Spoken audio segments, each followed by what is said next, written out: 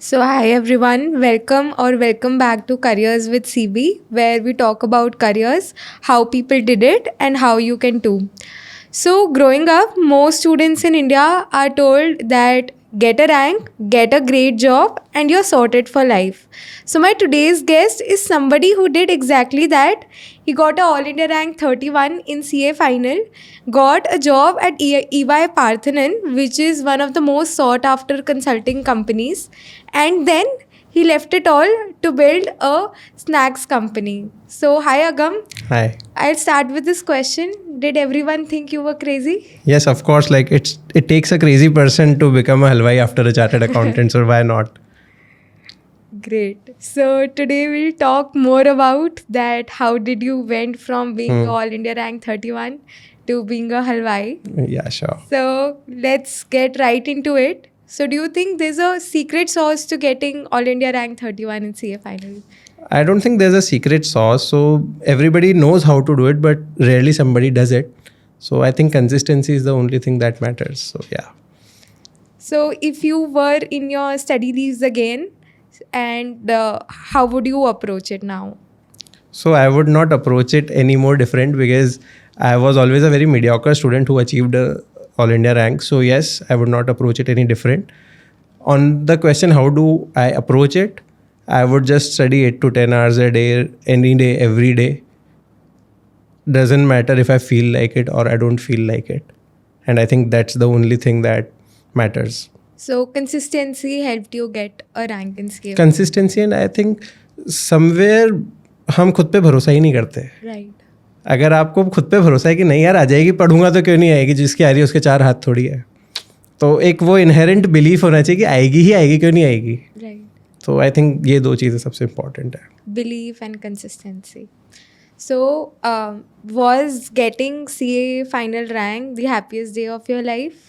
Yes, till now I would से कि happiest day तो था ही. वाई नॉट, मतलब हालांकि मैं एक स्टॉक ऑडिट पे था तो अकेला ही था उस दिन, बट हाँ जिस तरह से सबके कॉल्स आ रहे थे मीडिया के इसके उसके फर्म से, तो yes, why not, yes. Great. So, let's get to the part where how did the decision of leaving EY Parthanan came? Because it is one of the most sought after jobs you could get after CA, right? सो मेरा starting से business करने का ही मन था. And the path was कि मैं CA करूँगा, consulting 2 साल 3 साल करूँगा, बिजनेस सीखूंगा कैसे होता है, एंड देन फिर मैं एमबीए करके फिर बिजनेस करूँगा. Okay. जैसा बहुत सारे लोगों का होता ही ऑलरेडी. Right. बट जब मैं पार्थनन में था तो वहाँ सब ABC वाले ही लोग थे, अहमदाबाद, बेंगलोर, कोलकाता, ISB वाले. And one thing I realised was कि इनको भी कुछ ज़्यादा आता नहीं है. जैसा हमें आता है वही उनको आता है, बस उनको पीपीटी सुंदर बनानी आती है. अगर हम ऑन ग्राउंड जाएंगे तो उनको भी उतना ही आता है जितना मेरे को आता है. तो आई थॉट कि लेट्स लीव इट. अभी मैं लोन लेके MBA करूँगा, फिर मैं लोन लेके बिजनेस करूँगा. इससे अच्छा है कि मैं लोन लेके बिजनेस करूँगा, नहीं भी चला तो एग्जिट लेके जॉब तो फिर मिल जाएगी. Right, great way to think. But isse I think we come back to the debate of CA versus MBA. So what is your take on it? So I met somebody, he's a CEO of a listed company, and he mentioned one thing very interesting, that CAs have this and MBAs have this. So what he meant was that CAs can think great, but MBAs can communicate it even better. Okay. So I think that's my take on that. And the CAs who have this, तो वो हलवाई बन जाते हैं. That's great. Okay. So was there a particular moment at Parthanan that made you think that this is not my cup of tea, or was entrepreneurship always on the choice? Okay, so basically जब भी 3-4 महीने मैं join किए हुआ तो मेरे को ऐसा लगा कि मेरी जो भी ओपिनियन जा रही है उसका कोई रियल कॉन्सिक्वेंसेज नहीं है.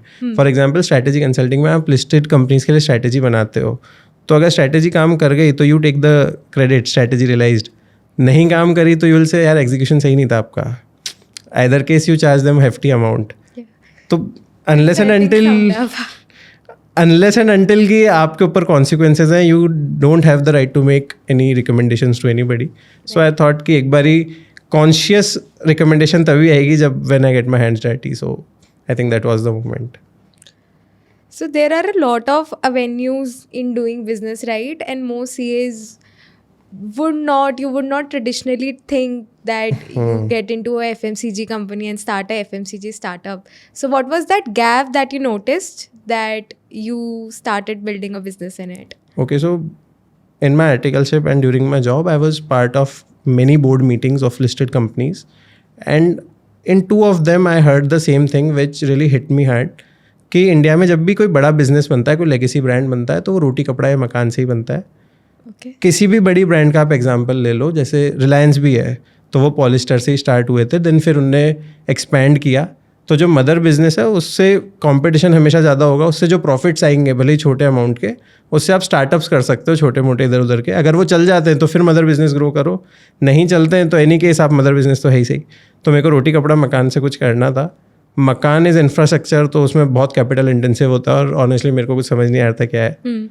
फैशन सेंस बहुत अच्छा है नहीं मेरा, तो बचा रोटी. मैं फूडी हुई सही. तो देन आई स्टार्टेड एक्सप्लोरिंग कि क्या करना है, कैसे हो सकता है, क्या गैप्स हैं. So that was the moment I decided to go into food. So did you have an idea in mind before you left your job?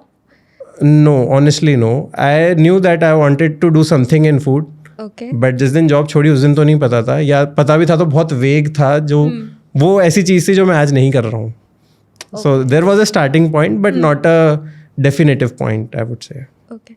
So, I talk to a lot of people where the intent is always that I want to do something of my own. They might have a direction towards it as well. Like you said, that you knew that you wanted to do something in food. But the journey from ideation to execution is something that most of us aren't able to take. So how was that for you? So I think it really depends on circumstances as well. आज बहुत लोगों को बहुत कुछ करना है, but they have the responsibilities. So 2 years back, I was I think 22 years old or 23 years old. I didn't have any responsibilities. The family was supportive. So yeah, that helps a lot. और फिर अगर आपके पास banking है थोड़ी सी अच्छी and आपके पास responsibilities नहीं है, you have the time to explore, तो you can actually take the risk. So I think that helped me take the first step of leaving the job. Also बहुत सारे लोग बस सोचते हैं बट कुछ करते नहीं है. तो I will have a suggestion for them कि आपको जो भी इंडस्ट्री में इंटरेस्ट है, you should try attending expose exhibitions around that. तो उससे थोड़ा और आइडिया क्लैरिटी आती है. So I think that's my answer. So cushioning that you had from your family and then exposure helped you do it. Yes. Okay. So if you had to compare your life as an employee versus your life as a founder, how was that? So I think it's a lot better and a lot worse being a founder. Being a founder, you don't have to listen from anyone like the 11 बजे क्यों आ रहे हो, 10 बजे क्यों जा रहे हो, क्या है. But the stress of the week when you need to give salaries, Right. that is something very real. क्योंकि आप जब एम्प्लॉई हो तो आपको सिर्फ बॉस की चिंता है, जब आप बॉस हो तो आपको बहुत सारे एम्प्लॉयज़ की चिंता है. तो I think that is a very big difference that I failed to notice back then. Can you walk me through the toughest month at any way that you had? So April to June is a slump season for FMCG. तो last year we had only like 6 months into the business. So वो 3 महीने हमारी I think 1-1.5 lakh की cell होगी और हमारे fixed expenses were more than 4-5 lakhs. So वो बहुत टफ मंथ था बिकॉज वर्किंग कैपिटल मैनेज करना नए बिजनेस में सब चीज़ें नहीं. तो it was a difficult time. But फिर राखी के प्री ऑर्डर्स लिए दिवाली के लिए and then we manage through it.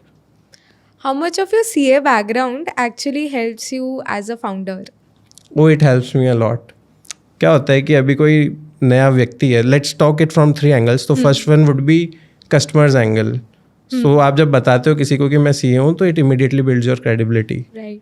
तो अगर मैं किसी एक्सपो में हूँ, फ्ली में हूँ और मैं अपना प्रोडक्ट पिच कर रहा हूँ किसी कस्टमर को, तो I get an immediate oh moment कि अरे क्यों हो रहा है, कैसे हो रहा है, and immediately they connect with me.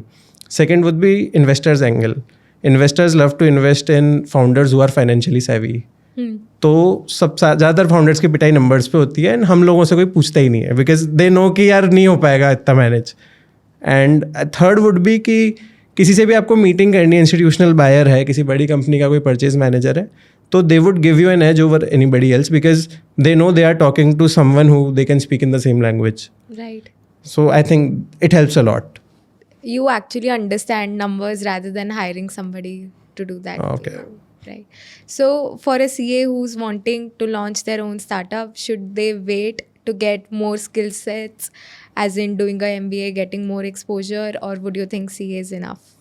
I think CA is more than enough, and not only CA, being a graduate and being able to secure a job is the only qualification that I think is needed to run a business. Why I'm saying so is if you even if you fail in a business, you can always go get a job. क्योंकि और कोई सा भी MBA real life skills तो नहीं सिखा सकता जो बिजनेस सिखा सकता है. So, any degree before you start your business is like a cushioning. Ki, Yes. Okay, if anything does not work out, I have something to go back to, Yes. something to rely on. Great. You have to tell that do you agree with it or do you disagree with it, and after that you have to give a statement that why so. So, entrepreneurship has become over romanticized on LinkedIn. Oh, I agreed over it because it's not all about wins and big moments, funding, celebrations. It's more often about the losses that nobody talks about. So yeah. Getting a all India rank matters far less after 5 years. Disagreed. I will disagree because your starting point is, I think, 5 to 6 years ahead of anybody who does not have a rank. And if you do well enough, then you are far off in 5 years. That is Yeah. true. Most people don't want startups, they want freedom. Yes. But actually, startups don't offer the freedom. As a founder, Yeah. As a founder, you don't have any freedom. every entrepreneur should work before starting a business. Yes. To know how the work is done. Because क्या होता है कि जब आप कभी job नहीं किए होते हैं तो आपको पता नहीं होता काम कैसे करवाते हैं और काम कैसे करते हैं. तो आई थिंक थोड़ा सा एक्सपीरियंस ज़रूरी है. For a CA, I don't think it is necessary because आप 2-3 साल आर्टिकलशिप कर ही रहे हो any Right. Case. AI will create more entrepreneurs than MBAs. No, I don't think so. Why is that? A very simple reason being that AI, I know AI का IQ अभी human से ज़्यादा हो चुका है, बट अगेन उसको चलाने के लिए तो एक ह्यूमन चाहिए and it can not think creatively. Neither do MBAs can do that creatively. So I would not, I would take a third stance that anybody who is creative can be an entrepreneur despite having AI or not having AI or MBA or not MBA. Got it. If anyway business disappeared tomorrow, would you still do it again? I would do it 100 times over. So it's something, it's love for the game, not the player. वो hustle, वो एक जो difficult times होते हैं ना, तो वो kick मिलता है एक. ऑल्दो वो सैड टाइम्स हैं, बट देन अगेन क्या होता है कि जब भी 6 महीने पीछे आप देखते हो ना कि व्हाट यू हैव ओवरकम, तो वो एक फीलिंग ऑफ अचीवमेंट, फुलफिलमेंट होता है. तो I am striving towards that. तो yes, 100 times over I would do it again. हाँ, और अच्छे तरह से करूँगा of course, but yes I will still do the same thing I am doing right now. If somebody wants to be entrepreneur, so do you chase money or do you chase the purpose? What if the purpose is money? See, anybody who is an entrepreneur, I think it is my personal opinion that money is the purpose. Right. नहीं तो मैं शायद सुबह सोता ही रहूँगा 11-12 बजे तक, मैं उठूँगा ही नहीं, या फिर मैं सिर्फ घूमूंगा, ट्रैवल करूँगा. Why would I work? Why would I suffer? क्योंकि entrepreneurship is equivalent to suffering only. So I think purpose is good, but purpose majorly money ही होता है. अब उसके लिए आप मास्क करके कुछ भी अच्छी स्टोरी सुना दो दुनिया को, that is a different thing, but purpose तो मनी ही है. If purpose is money, but entrepreneurship mein you have to be very patient as well, right? To get actually make good money, and even people do not give themselves salary for a very long time. Yeah, But- so it's almost 2.5 years for me to withdraw a salary or even my partner to withdraw salary. So yeah, it hits hard, but I think to develop a lasting wealth, you definitely need to be patient. जल्दी से जो आता है वो जल्दी से जाता है, तो things take time. And specially अभी के आप देखोगे तो टेक स्टार्टअप्स बहुत सारे आए, AI बहुत सारे मॉडल्स आए, ओवरनाइट मल्टी-मिलियन वैल्यूएशन भी हुआ, फिर बाद में पता नहीं कहाँ चले गए. right. तो वो होगा. अब अगर सस्टेनेबल बिजनेस बनाना है तो आई थिंक AI, मेटा, सबके एरा में भी 5 years तो एटलीस्ट लगते हैं. 3 years bare minimum and 5 years on a very good side. I think that's something, मतलब उतना तो पेशेंस होना ही चाहिए. If you had to talk more about your journey from leaving your job and like 2.5 years into building Anyway, so that viewers get more context on what is it actually like. Okay, so I did my articleship with Grant Thornton in their forensic investigations. Then I surprisingly got an all India rank 31, and then I moved on to EY Parthenon, as you mentioned. So over there I was working with pharma clients and FMCG clients, working on their optimization, commercial due diligence, etc.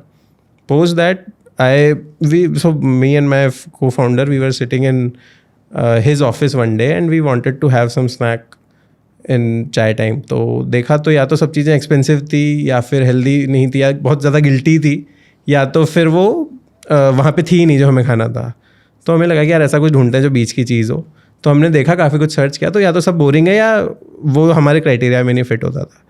तो we had idea कि यार क्या करना चाहिए अभी. But जब job छोड़ने का था नहीं, बॉस से एक दिन थोड़ी टसल हो गई, तो सोचा कि छोड़ो यार, मतलब इसको काट देना. आपकी लगा कि इसको, ये बस बड़ा है हमसे, ज़्यादा आता तो नहीं है इसको, बड़ा है तो पार्टनर है, तो छोड़ दी कि कोई बात नहीं, देखेंगे. तो उसके बाद we went to many expos जो स्नैकिंग रिलेटेड है या फूड रिलेटेड है, क्योंकि बहुत आइडिया था नहीं कैसे क्या होता है. तो हम दुबई गए गल्फ फूड में, जो वर्ल्ड का बिगेस्ट फूड फेस्टिवल होता है. दिल्ली में बहुत सारे एक्सपोज अटेंड किए. फिर स्नैकिंग मार्केट इंदौर, सूरत, ये बहुत ज़्यादा अच्छे हैं, तो वहाँ गया मैं. चंडीगढ़ गया. तो कभी भी एक्सपो में जाते थे तो जो भी स्टॉल होती थी वहाँ आराम से आधा घंटा बैठते थे. सिंपल रीज़न कि जैसे अभी कोई सपोज मॉकटेल ब्रांड है, तो उसके पास जाके बैठ गए कि we are a bar owner और हमें ऐसा चालू करना है, बताओ कैसे होगा. तो थोड़ा एक आइडिया लिया इंडस्ट्री का क्या होता है, एंड देन उससे पता चला कि क्या गैप्स हैं. ओके. तो फिर समझा कि कैसे क्या करना है. एक फूड टेक हायर किया रेसिपी बनाने के लिए. अच्छा, फिर पता चला कि यार स्नैक्स ऐसे बनाने जो इन 3-4 कैटेगरी में फॉल करते हैं, बट बनाना क्या है वो स्टिल अ क्वेश्चन. तो लिंक्डइन पे बहुत सारे टॉप शेफ्स को रीच आउट किया, ITC, ताज, लीला, सबको हम डिनर पे बुलाते डोमिनोज में, और वहाँ बैठ के उनसे पूछते कि यार आप बताओ क्या बढ़िया लगता है, क्या फ्लेवर चलेगा, क्या चलेगा. अब उन लोगों को उतना आइडिया नहीं होता, बिकॉज वो रेडी टू ईट या रेडी टू कुक में नहीं होते हैं. राइट. उनको तो रेस्टोरेंट बिजनेस पता है. बट स्टिल किसी ने एक आइडिया दिया कि जो आपके पास सबसे ज़्यादा चलता हो ना आसपास में, उसी को आप रिनोवेट कर दो, नया कुछ मत लाओ. तो हम सिंस कोटा से हैं, तो वहाँ कचौड़ी सबसे ज़्यादा चलती है. तो हमने सोचा इस पर चलो करते हैं कुछ कलाकारी. फिर फूड टेक हायर किया, उसके साथ बहुत ब्रेनस्टॉर्म किया. तो फिर हमने उस पर एक रेसिपी बनाई अच्छी सी कि यार ये बनाएंगे. अब चैलेंज वॉज कि वो इतनी यूनिक हो चुकी थी चीज़ कि उसके लिए कोई वेंडर नहीं था मार्केट में. क्या होता है कि जब आप छोटे प्लेयर होते तो आप MOQ नहीं दे सकते, और जो वेंडर्स हैं या तो वो सेट ऑफ मशीन यूनिक है तो वो मिलेगा ही नहीं. मिल भी गया कि हम एक मशीन आपको दे देंगे, आप करो ऐसा वैसा, तो वो फिर क्वांटिटी मांगेगा. राइट. वो quantity multiplied by rate of production would be equal to the investment that you need to make to set up a small plant. Because the MOQ is less. For more context, MOQ is minimum order quantity. So हमने सोचा कि यार वो ये वाला दिमाग कि इतने रुपए में मैं जब माल बनवाऊंगा तो इतने में तो मैं छोटी मशीनें लाके खड़ी कर लूँगा. नॉट नोइंग कि ये गलत अप्रोच है, बट ठीक है, वी डिड मेक मिस्टेक्स. तो हमने मशीन्स लाया छोटी छोटी सी, और we started making in house. तभी समझ आया कि सब फैक्ट्री लगाने के लिए मना क्यों करते हैं, क्योंकि machines rarely work without the real labour या द रियल ऑपरेटर्स. तो हमारे पास नहीं थे वो लोग, तो मशीन भी नहीं चलती थी. फिर हमने थोड़ा R&D किया, थोड़ा और सिस्टम्स इम्प्रूव किए, and finally after 6 months of commercial trial वो चालू हुआ. सेटअप हमने कोटा से स्टार्ट किया. हमने 6 महीने वहीं रखा, बिकॉज रिटेल का कोई नॉलेज नहीं था, प्रोडक्ट पे कॉन्फिडेंस नहीं था, क्योंकि प्रोडक्ट आपको मेरे को अच्छा लग सकता है, मार्केट में अच्छा नहीं लग रहा तो कोई मतलब नहीं है.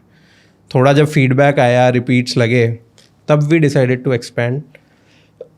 So I think it's 1.5 years since we are available in market right now, and we are already present across like 1,000+ retail outlets in 8+ cities. We are available at 25 Indian outlets in London, and we are also available in some vending machines, some institutional partnerships. I think the God has been grateful, and we are grateful for the God, and I feel blessed. Great. I think owning up to your mistakes कि हाँ पहले ऐसे था, that's great. But how was your journey of actually finalizing, okay, I want to start a business with this person, finding your co-founder? Okay, so we both were together in CPT coaching in Kota. Okay. So we are totally different people. So I was sitting on the second bench and he would sit on the last bench. We never met each other. We just saw each other by face. Then we moved to Jaipur for C-Enter coaching. So मैं अकेला गया था, वो भी अकेला आया था और हमें पता नहीं था कि हम दोनों आ रहे हैं. वहाँ पे मेरा बैच था सुबह 6 बजे से 2 बजे तक, उसका बैच था 2 बजे से 7 बजे तक. तो जब मैं जाता था वो आता था, तो बस हम जब देखते थे एक दूसरे को और बस पता था कि सेम जगह से हैं. फिर जब इंटर के बाद ओसी हुई तब हमारी दोस्ती हुई, क्योंकि हमारा वो बैच फिर से सेम था. तब वो उसके पापा को मेरे घर लाए कि यार कन्विंस कर कि बिग 4 में जाना है. तो मेरे पेरेंट्स प्रैक्टिसिंग सीएस, तो वो आए. तो जब अंकल आए तो टर्न्स आउट कि मेरे पापा उसके पापा कॉलेज फ्रेंड्स थे. Okay. तो फिर हम दोनों साथ में बॉम्बे गए. वहाँ पे उसने KPMG से आर्टिकलशिप की, मैंने GT से. हम साथ में RVG में रहे एंड फिर वो सागा कंटिन्यू होती गई, क्योंकि उस टाइम पे जब चालू करना था उसके भी कुछ सर्कमस्टांसेस ऐसे हुए कि उसको छोड़ नहीं थी जॉब. मेरा तो मन था ही सही, तो फिर we started with it. Sounds more like a love story. Having complementary skill sets in a founder. As a entrepreneur, one thing is managing operations, manufacturing, but the other side to a startup is raising funds, seeing valuation. So how was that journey for you? So I think हम CAs उसी के लिए बने, but फिर भी हम सबसे ज़्यादा उसी में पीछे रहते हैं. द रीज़न बीइंग कि वी हैव एनालिसिस पैरालिसिस. हम ज़्यादा दिमाग लगाते हैं कि एबिडा नेगेटिव है, पैट नेगेटिव है, रेवेन्यू मल्टीपल क्या है. आई थिंक कि हमें वो छोड़ के जैसे दूसरे फाउंडर्स करते हैं कि यार इतना बना दूंगा, उसका इतना % चाहिए, हमें शायद वो वाली शिफ्ट पे जाना चाहिए. Let the investor do the math. तो that is my take on that. क्योंकि हम लोग जब स्टार्ट किए थे तब हम लोग बहुत कंजर्वेटिव वैल्यूएशन मांगते थे, जिसपे सब लोग फटाफट एग्री हो जाते थे. तो हमें लगता था यार बिज़नेस अच्छा है, बट बिज़नेस अच्छा नहीं था, हम वैल्यू कम कर रहे थे. फिर किसी ने समझाया कि कैसे एक्चुअली होता है, एंड अब कोई भी हानि करता. So I think that's the paradox. But how did you raise capital in the starting, and how did you start reaching out to other investors? Okay, so we had, मतलब मेरी और शुभम जो मेरा को-फाउंडर है, हम दोनों की पर्सनल सेविंग्स थी. फिर कुछ बैंक लोन लिया और थोड़ा फैमिली सपोर्ट. तो प्रेजेंट डे तक तो हम बूटस्ट्रैप्ड है. Oh, that's great. But visibility के लिए बहुत सारे पिचेस में जाते रहते हैं, तो that is something. Okay, so we hope to see you on Shark Tank also. So we actually went in the last season. So I had a friend. So that's a very interesting story. So I had a friend. She was doing a FMCG business in Gurugram itself. Friend तो क्या connected थी somehow, and she wanted an internship in EY Parthenon. So I helped her out, but she didn't get one. फिर she started her FMCG brand, something out dosa chips. So she did it for I think a year or so, and then she shut it down, and she was looking for a job. So at that time only we had our Shark Tank audition. So when we went in for the third round, that is in person round, so she was sitting on the panel of the 3 people that judge you. Oh. So I was also shocked to see her, but then yeah, it was a very happy reunion, I would say. तो बस मिले हम लोग वहाँ पे, अच्छा हुआ, but फिर हम फाइनल तक नहीं गए. Okay. So ये तो वो वाली बात हो गई कि network till the interviewer is your friend. What are the current challenges that you are facing while building Anyway? So there are challenges on every front, I would say. मतलब market में ब्रांड अवेयरनेस नहीं है, तो of take कम है, तो there's a series of different challenges out there. Working capital management is a different ball game, क्योंकि आपको credit देना है आगे, आपको मिलता नहीं है पीछे से कुछ भी credit, so that is a issue. फिर तीसरा होता है आपका फंडिंग का, because you are always looking out for कि कहाँ से मैं ग्रांट ले लूँ, कौन लोन देगा, या फॉर दैट मैटर कौन इक्विटी लेके लोन पैसे देगा. तो वो एक इशू है. फिर फोर्थ आई वुड से कि जहाँ पे सबसे ज़्यादा चैलेंज है टीम मैनेजमेंट. बिकॉज जब हम कभी भी मैनेजरियल रोल में रहते नहीं और एकदम से जब आप एंटरप्रेन्योर बनते हो, तो you need to hire people to do stuff. और जब आपने कभी किसी से काम करवाया नहीं है, तो it is really difficult to make people do their job to justify their salaries. Correct. तो I think that is something I am very bad at. तो वो मैं सीख रहा हूँ धीरे धीरे. तो उसी से I have a question that you were trained for a finance background all your life. So once you become a founder, so how do you don those different hats of a marketer, of a manager, all of that? So basically I do sales and finance at Anyway. Okay. तो entrepreneurship is I think all about sales. आपको investor को बेचना है, customer को बेचना है, family को बेचना है. तो that is something I do. Shubham है हमारा चीफ फील्डिंग ऑफिसर, तो वो सबकी फील्डिंग सेट करता है इन हिज टर्मिनोलॉजी. तो he looks after operations and HR. I think that's it. और क्या होता है कि जब आप निकलते हो तो मार्केट टीचेज यू अलॉट. मतलब पैदा तो कोई भी सीख के नहीं होता है. तो आई थिंक कि वो प्रैक्टिकल एक्सपोजर से सब आ ही जाता है धीरे धीरे. So you learn जितना you get your hands dirty. Actually आपको कोई सिखा नहीं सकता है. अनलेस जॉब में भी आप नहीं सीखोगे, unless you face the consequences, Right. तभी वो रात की नींद थोड़ी उड़ती है. तो आई थिंक वो उससे ही सीखने मिलता है. So was there ever a time that you were worried that I might not be able to meet the salaries of my staff this oh every other month. तो वो होता ही है, बिकॉज आपके पास आगे से कमिटमेंट्स है कि हाँ पैसा आ जाएगा. right. बट देन उसका चेक क्लियर नहीं हुआ, उसके घर में कोई एक्सपायर हो गया, आगे उसके घर में शादी हो गई, and you need to make payments on time, तभी लोग रुकते हैं. तो ऐसा तो बहुत बार होता है. बट समहाउ और द अदर वो मैनेज हो ही जाता है. मतलब इट शैल पास, वो वाली बात है. डर तो लगता है बट हो जाता है, कैसे तो भी मैनेज कर ही लेते हैं. What is your outlook on the FMCG industry in India? Because in the recent trends, if we see कि even the listed companies, there's a slump, slowdown, थोड़ा. So I think overall economy तो थोड़ा down पे ही है. But then India 140 crore लोगों का देश है और हमारी इकोनॉमी कंज्यूमर इकोनॉमी है. तो anything which is a consumer industry, anything which belongs to consumer industry has a good outlook. क्योंकि इकोनॉमिक साइकिल्स तो चलती रहेंगी. 10 साल से टॉप पे था तब भी कोई कुछ बोला नहीं. Right. तो अब थोड़ा सा नेगेटिव है. एंड आई थिंक अगले 10 साल भी ऐसा रह सकता है, बिकॉज इकोनॉमिक वर्ल्ड इकोनॉमी आप देखोगे तो बहुत ऊपर नीचे टर्बुलेंट है. अभी कहीं पे वॉर, कहीं पे क्या. तो ठीक है, बट सिंस 140 करोड़ लोग हैं इंडिया में, तो अनलेस की इतनी पॉपुलेशन है तो कंज्यूमर गुड्स के लिए तो बढ़िया ही है. Right. Why not. True. So for anybody who's looking to make a career in FMCG and start their own brand, what would your advice be?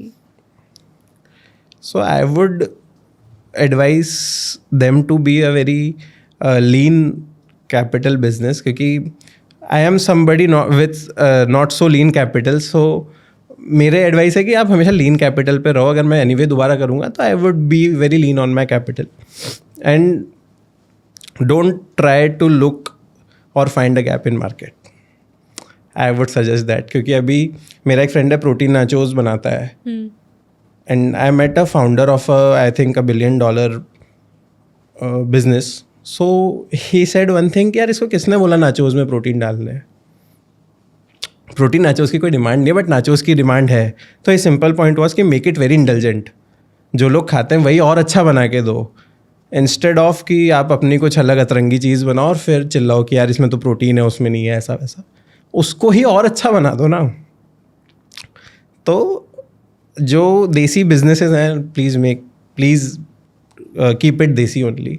उसमें हम जहाँ भी थोड़ा ट्वीक करते हैं तो फिर हम अपने आप को स्ट्रगलिंग पाते हैं. हमारे साथ भी ऐसा हुआ. हमने बहुत इनोवेटिव प्रोडक्ट्स बनाए, बट उसको फिर प्रोडक्ट अवेयरनेस के लिए बहुत पैसे लगते हैं. Right. तो उसके बाद हमने सोचा कि यार जो एस्टैब्लिश्ड उसी को और अच्छा बना के देंगे. और अब वो चीज़ सही चल रही है. तो हम क्या है कि खुद को स्टार्टअप बोलने के लिए बिजनेस की जगह हम सोचते हैं कुछ अलग कर दें, कोई बाईपास निकाल दें कुछ तो भी. पर ठीक है, इनोवेशन होनी चाहिए, बट अननेसेसरी इनोवेशन भी कुछ काम की नहीं है. So I think that's my take. तो ये 2 अप्रोच ऑफ डूइंग बिजनेस हो गए. इधर तो find a gap, do something innovative, और find a industry which is already booming and be the best in it. India में तो यही सक्सेस स्टोरी चलती है. सेकेंड वाली मिनिमलिस्ट हुआ तो उसने भी किसी की देखी कॉपी कर दिया. ज़्यादातर ब्रांड जैसे ही हैं, ओला, जोमेटो वगैरह. ये जो प्लेबुक है फाइंड द गैप वाली है, सिलिकॉन वैली टेक स्पेसिफिक थी थोड़ी सी, जो हम सब जगह डाल देते हैं. सिमिलरली इन्वेस्टर्स भी वो total addressable market, sustainable addressable market सब कुछ पूछते हैं, बट आई डोंट थिंक उसका बहुत सेंस है. इट मेक्स सेंस टेक में, इट मेक्स सेंस जब आपका मार्केट बहुत नीश है. Right. For somebody like me जिसका मार्केट अंधा मार्केट है, उसकी कोई वैल्यू निकाल ही नहीं सकता. करेक्ट. Doesn't make sense. और I have been on the other side of the table. I was part of the team जो इसको पैसे मिलते थे ये मार्केट साइजिंग के.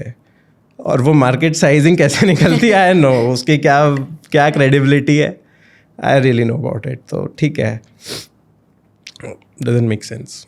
So if you had to go like 5-6 years back, would you again do CA or not? Tough question, but yes, I would do it again. Not any other degree? No, I don't think that any other degree would give me such confidence, respect in my social circle in just 4 or 5 years of time as what CA did with me. So I don't think I would choose any other path. And do you think that CA is still relevant in 2026? Yes, it is. See, I don't restrict chartered accountant to just filing ITRs and doing audits. Right. I think of it more about giving an advice that the pros of the field need. So unless you are someone who is just cramming up provisions, laws, sections and want to file an ITR, then yes, you should leave it. But if you are someone looking for an advisory role, more towards consulting a very niche segment, you should always go for it. Matlab, I think that all other degrees in the same background or in finance domain are cherry on the cake, but I would still say that CA is the cake. CA teaches you how to hustle. हाँ मतलब I think that it teaches you a way of life. So yes. Right. We have a rapid fire round. So whatever comes first to you, just go ahead. One belief you've changed your mind on. MBAs are very intelligent. Biggest myth about success. It lasts. Most underrated business skill. Selling. Best 10K you've ever spent. A consultant. Okay, so a consultant, ex-consultant is... So I convinced someone to moonlight for me. So I think that was the best spend. One founder everybody should study. Mark Zuckerberg. One habit that changed your life. Sleeping till late. Sleeping till late. Yes. Or 8. Late. One book everyone in their 20s should read. The Negotiation Genius. Okay. So now we come towards our final segment where I'll ask you some reflective questions. So imagine you're 85 years old and you're looking back at your life.